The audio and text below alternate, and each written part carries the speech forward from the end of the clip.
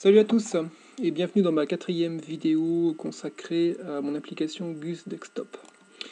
Alors, on va laisser tomber pour l'instant l'API Allociné, on y reviendra plus tard. Mais je vous propose dans cette vidéo de vous présenter un peu plus en détail la manière dont les objets sont générés, avec notamment les règles de génération. Et voilà, la manière dont les objets sont transférés et persistés. Donc, par exemple, lorsque vous choisissez une entité, si je reprends Gus String Transform, voilà, une entité qu'on a déjà eu l'occasion d'utiliser, lorsque je prends cette entité et que je fais un glisser-déposer, en fait, c'est le texte lui-même que je déplace. Donc je vais par exemple, voilà, je vais créer, voilà, je recommence, donc je prends cette entité-là, hop, je la mets ici, et voilà.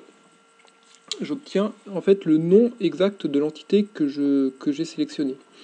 Alors si je fais la même opération mais vers mon réceptacle objet DND, en fait, il a rajouté devant entity de point, c'est-à-dire qu'il a interprété la chaîne de caractères comme étant une entité, enfin un nom d'entité, et il l'a transformé en règle de génération pour cette entité. Donc voilà, il y a en fait une interprétation intelligente de la chaîne de caractères qui permet voilà, d'obtenir l'objet correspondant à cette chaîne.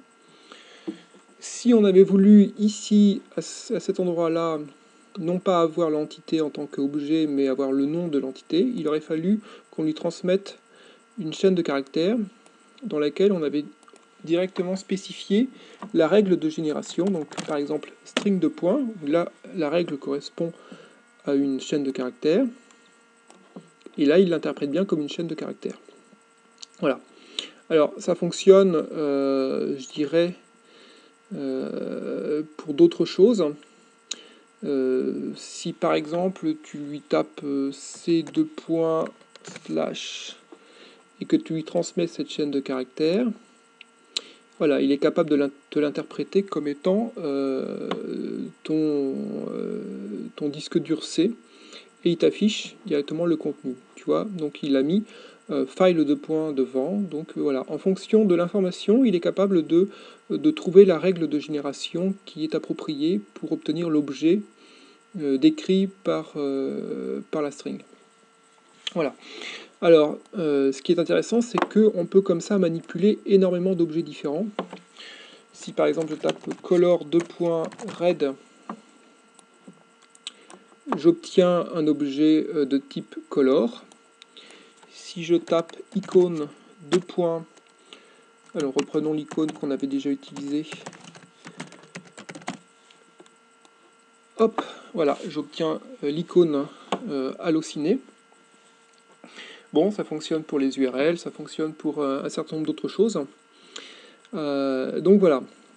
Alors, il faut bien comprendre une chose dans ce mécanisme-là, c'est que toutes les comment dire, les labels en haut qui affichent du texte en vert, en fait, correspondent à une règle de génération qui est persistée. C'est-à-dire que si jamais je décide d'arrêter de travailler et de relancer mon environnement plus tard, toutes les règles qui sont mises en verte vont recréer directement des objets exactement de la même manière, et donc je vais retrouver ma même configuration avec les objets créés tout pareil.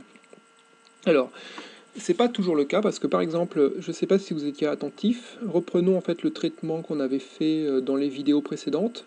Si par exemple je reprends ce code Allociné, voilà, et que je récupère ici le format texte JSON, je le parse pour obtenir un objet HMAP, et là quand je récupère l'objet, enfin je veux dire quand je récupère la sortie, c'est pas du texte, c'est pas une règle de génération que je déplace, là c'est vraiment véritablement l'objet HMAP. D'ailleurs si je voulais le mettre ici, normalement j'obtiens une très belle erreur qui me dit class cast exception, on ne peut pas transformer un objet HMAP en string. Voilà. Donc là, il s'attend à obtenir du string et on lui balance du hmap. Voilà. Par contre, notre réceptacle objet DND qui lui accepte absolument n'importe quoi, il va l'accepter. Mais on n'aura plus notre règle de génération, on aura l'objet lui-même. Et alors du coup, ça va être affiché en gris italique pour bien marquer la différence et montrer que cet objet, donc c'est un objet qui est, on va dire, il est stocké provisoirement donc, dans ce réceptacle, mais pas de manière pérenne. C'est-à-dire que si j'arrête mon application et que je la relance, je ne le récupérerai pas. Voilà. Alors, dans certains cas, il est possible de faire l'opération inverse. Enfin, quand je dis l'opération inverse, c'est-à-dire de récupérer la règle de génération correspondant à un objet Java. Alors, je m'explique. Reprenons par exemple notre icône. Voilà, là en fait, il a stocké la règle de génération icône de point, website halluciné. Si on va sur l'onglet objet, en fait, on a le détail de notre objet Java, et on peut ici le récupérer en tant que objet. Donc si par exemple je crée un nouveau réceptacle, soyons fous, vide, voilà. Donc si là je balance à partir de la règle de génération, je transmets la règle de génération, il me génère l'objet et ce sera persistant. Si ici je prends l'objet à partir de cet emplacement là et que je le balance ici, il m'affiche la même chose, mais en fait là c'est pas la règle de génération, c'est l'objet lui-même qu'il a stocké. Voilà, alors je vous disais qu'il était possible de faire l'opération inverse, donc là c'est un mauvais exemple parce que avec les icônes on peut pas faire l'opération inverse, mais avec les fichiers ça marche, avec les URL aussi je crois. Voilà, et puis il y a des choses, par exemple avec Color ça marche très bien. Je vais vous faire la démonstration avec Color. Voilà, je balance Color ici, pouf. Si je le balance ici, ça fait la même chose. Ici, objet, je récupère mon objet lui-même. Je le balance ici. Là, il me l'affiche, mais en tant qu'objet. Et en fait, je peux laisser appuyer la touche F1 sur mon clavier et rebalancer l'objet. Et si donc il détecte que la touche F1 est enfoncée, il va, dans la mesure du possible, convertir l'objet en la règle de génération correspondante. Donc là, on voit qu'on n'a pas tout à fait la même règle, mais en fait ça revient à la même chose. C'est-à-dire que là on a color 2 points avec un nombre qui correspond en fait au code de la couleur rouge. Voilà, donc c'est exactement la même chose. Voilà, voilà. Voilà ce que je voulais vous dire un peu pour les pour les règles de génération. Donc il faut bien voir qu'il y en a qui sont donc, des objets qui sont persistés et d'autres qui ne le sont pas lorsque ça apparaît en gris. Voilà. Je vais maintenant vous montrer, donc on passe à autre chose, je vous montre un petit exemple de manipulation pour vous montrer qu'il n'y a pas que des transformations qu'on peut faire. Je reprends par exemple un fichier, alors je peux taper ici file de points, mais c'est même pas la peine.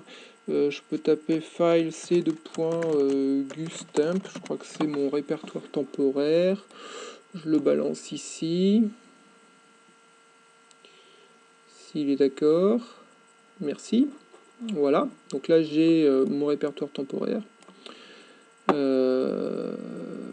Et alors, qu'est-ce que je voulais faire déjà? Oui, vous montrer qu'est-ce qu'on peut faire comme manipulation d'objets à partir d'un répertoire. Alors, pour ceci, il faut que je retrouve l'entité qui m'intéresse. Et surtout que je récupère un autre élément. Alors, attendez. Dans l'ordre, ça va être...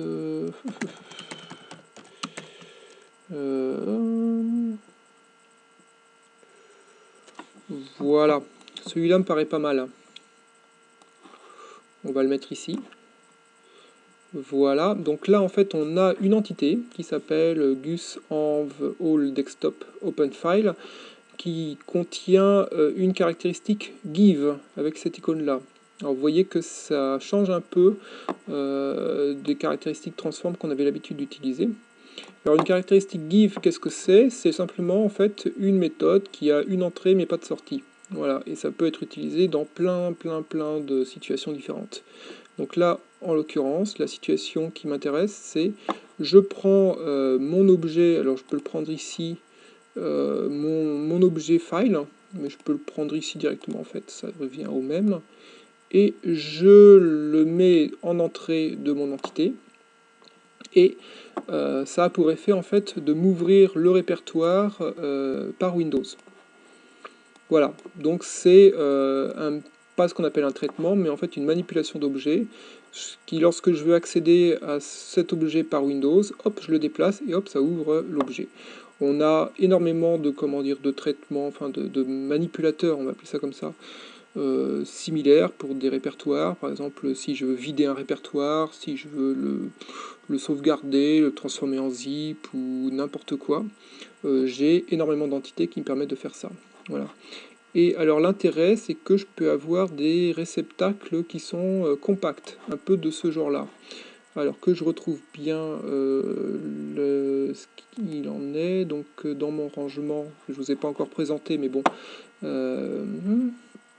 persistant, voilà, donc là ça va être item dnd give. Hop, je le balance ici. Voilà, je vais le mettre ici. Voilà, je referme un peu ça. Voilà, donc ici en fait, j'ai un réceptacle compact pour des entités give. Donc je déplace mon entité give ici. Donc voilà, du coup ça je peux le fermer. Et là on a exactement, je vais le mettre ici, voilà. Je prends par exemple mon répertoire image, je le déplace ici et voilà, il est ouvert directement. Donc ça me permet en fait de positionner des éléments de manipulation de manière compacte pour faire tous les traitements qui m'intéressent. Et voilà, toutes les manipulations qui m'intéressent. Et ben je vais m'arrêter là pour cette 4e vidéo et la suite arrive bientôt. À très bientôt.